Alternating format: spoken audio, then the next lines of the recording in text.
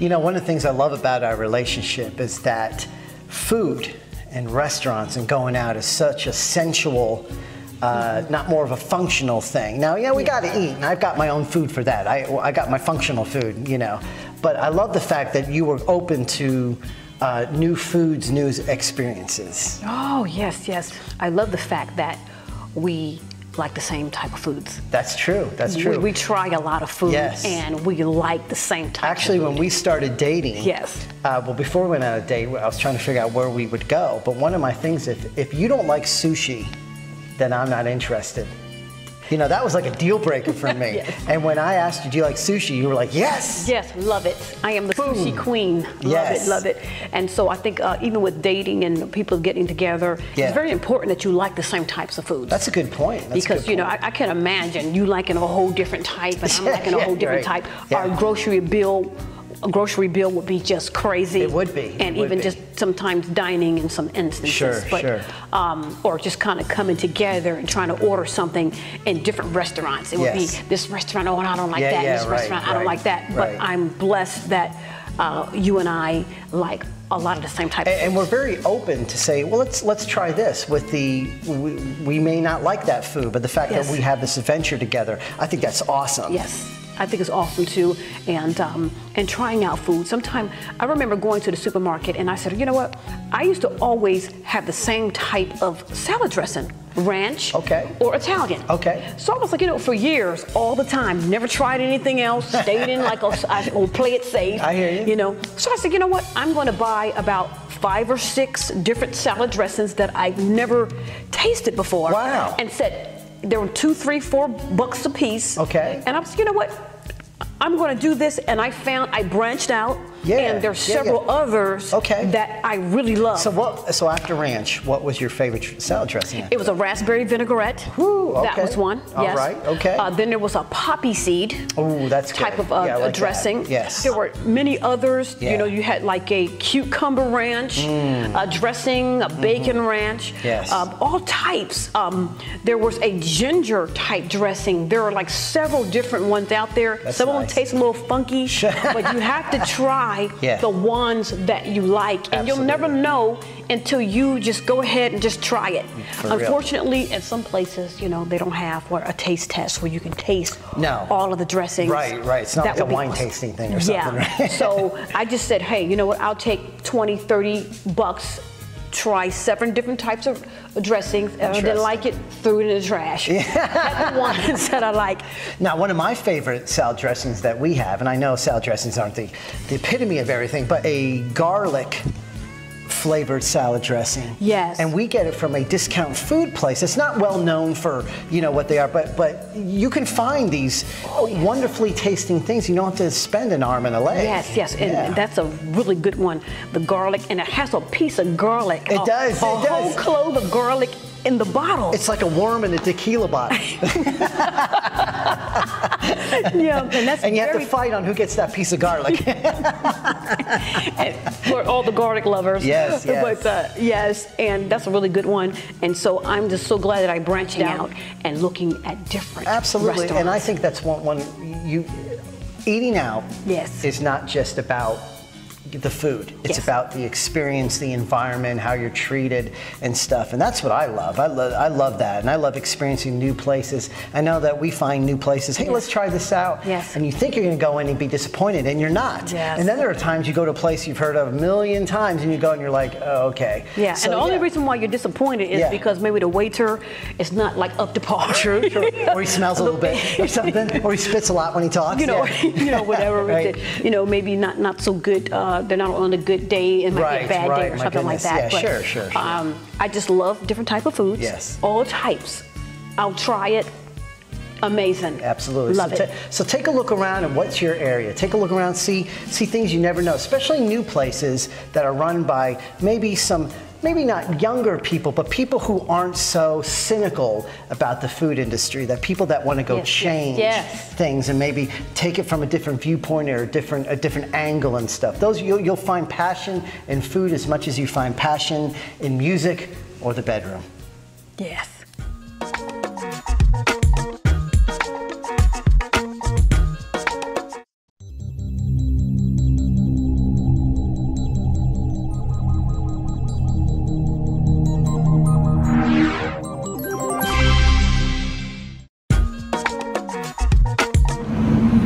Carolina has some of the best restaurants. Provenance is one of them.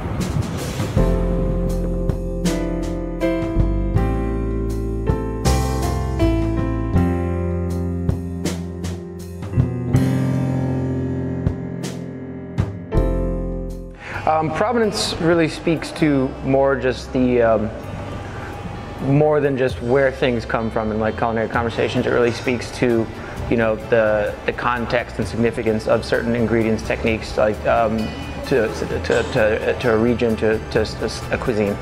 We really tried to establish a restaurant that just celebrates all things North Carolinian. So not just through, you know, the food which we source through the North Carolinian purveyors and providers, but also, I mean, down to the tables. I mean, the tables are all made from one tree in Chatham County, a piece of poplar that did all the woodwork for the restaurant. The plates being made in Eli Whitney, North Carolina. And our aprons even, they're just made up the road by New South Manufactory for us. So we're really just trying to define a contemporary North Carolinian cuisine. What I loved most, what drew me to this area particularly, was just the sheer quality of the raw ingredients that we have to work with. There's so many fantastic, like, heirloom farmers doing incredible things, and that makes our lives as cooks that much easier if we have access to all these incredible things. I mean, you're just starting off, it's necessarily better. We are in a pretty strong area with the, you know, I have the coast 2 hours away, phenomenal seafood, and then mountains a couple hours the other direction. So we really have the best of both worlds here. It's really easy to forget where your food comes from. With agriculture becoming more agribusiness, there's been this separation. We sometimes forget that there's people and stories behind everything that we eat, that we ingest, and that's really something that's very important to us, is just that reconnection that, you know, there's many, many hands and lives and stories that have been a part of what makes it, what makes a meal. That's just the remarkable power that food has to bring people together.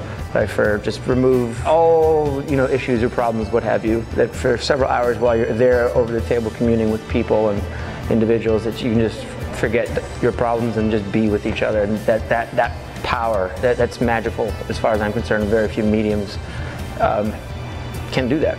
And so that's one of those things that's just really remarkable hospitality. Jeffrey and I met up in New York, actually, a long time ago. We were classmates when the idea of Provenance became something tangible.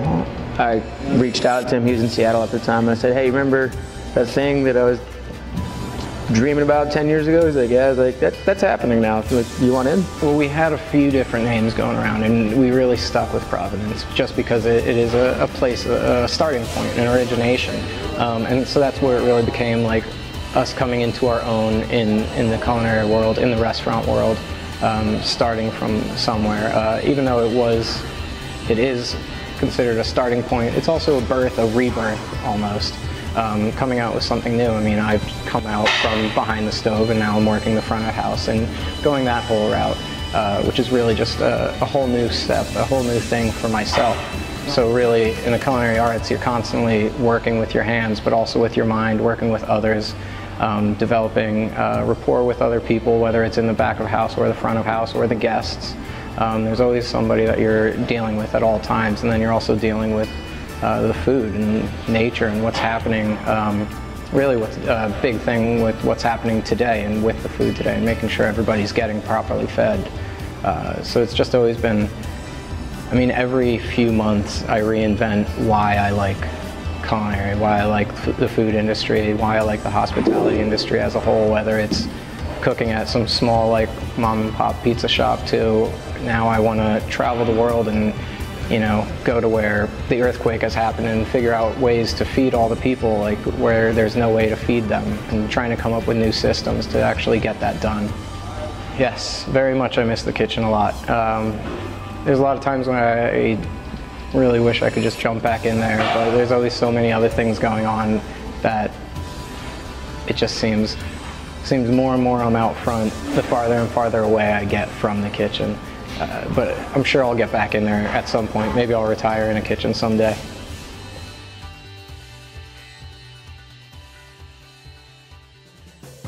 I had an awesome opportunity and a wonderful experience to share the kitchen at the Provenance restaurant, downtown Raleigh, North Carolina, with owner and executive chef, Teddy Kloph. I had an awesome opportunity and a wonderful experience to share the kitchen at the Provenance restaurant, downtown Raleigh, North Carolina, with owner and executive chef, Teddy Kloph. All right, so for the egg white omelet, we have our egg white mix. Yeah. It's a seasoned blend of whites. So for our egg yolks, for the our egg mix for the eggs, like omelets, scramble, etc., we actually introduced a lot of extra yolk to the eggs, so we left with extra whites. So we make those into our egg whites for the egg white omelet there. Yes. We pick that up with a little bit of chive oil, which we spin here now. That is a bolted bread seeded sourdough. Really, really good stuff. Where they use North Carolina milled flour. Do it right. Yeah. They do really fantastic stuff.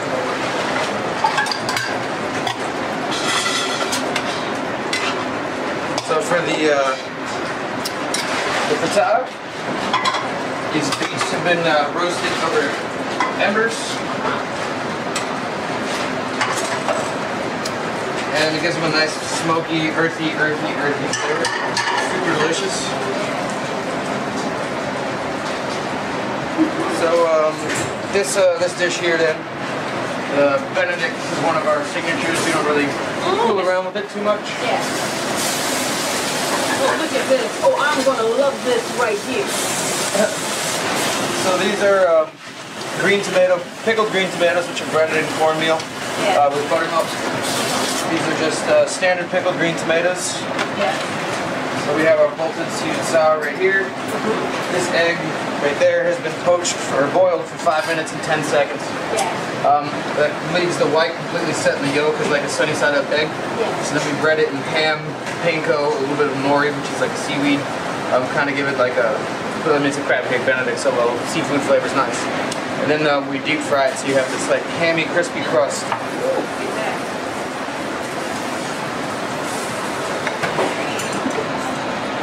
Look at this. This is art right here. This is art. Tastes good too.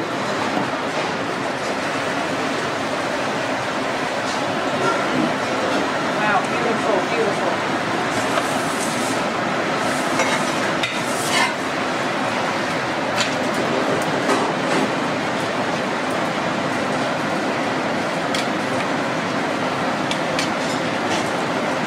So the idea behind a lot of these plate ups is it's for a reason too. So it's not just aesthetic. Yes. Like every bite, then when you're eating it, has some of these flavors. Just kind of homogenized. Just a crab cake. That is. Yes. So it's a Carolina crab. Actually, there's no bread or mayonnaise or anything like that in there. It's just bound with actually North Carolina scallops as well. So that's it's actually really traditional. Oh, I can smell that. Oh my God, it smells so good. Using like a scallop mousseline almost to bind the crab cake together. Yes. So this is a mix of raw apples and green tomatoes. A little bit of crisped ham.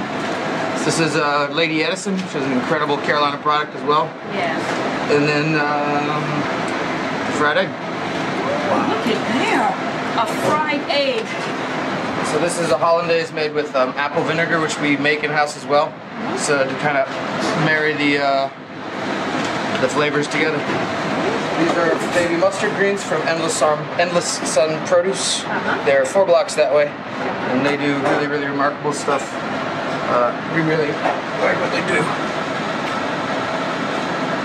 So a little piquancy from the mustard flavor, subtle. But it goes very well with the dish. Wow. So there it is. Look at this.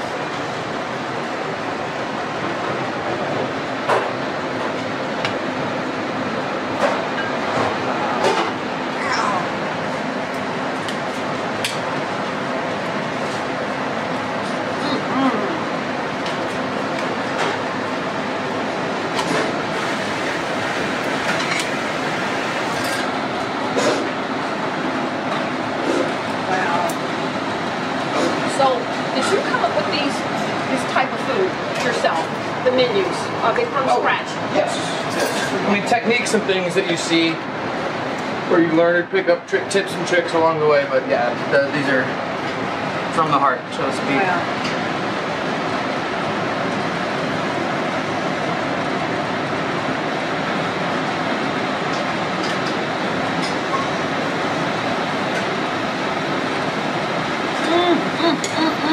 This is awesome. This is beautiful. Yes. And that's the egg white frittata. Alrighty. Here it is. Egg white frittata. Beautiful. Thank you, thank you.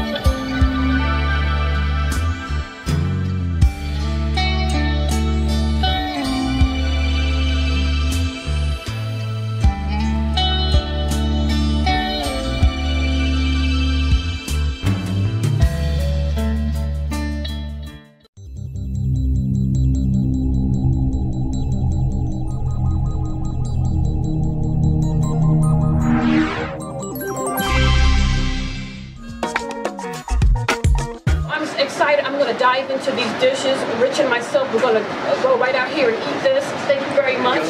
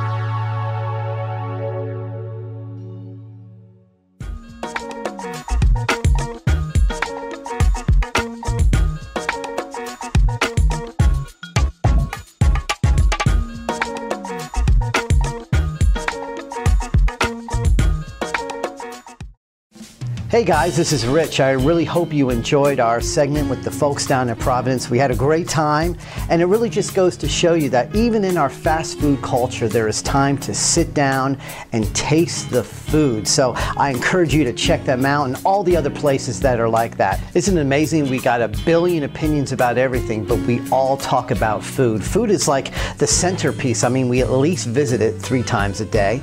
And if you realize that families get together around it, conferences and business deals are made around it. Great decisions in life are made around it. And if you notice, whenever you read in a book and anybody's around the table, pay attention because something important is happening with the plot.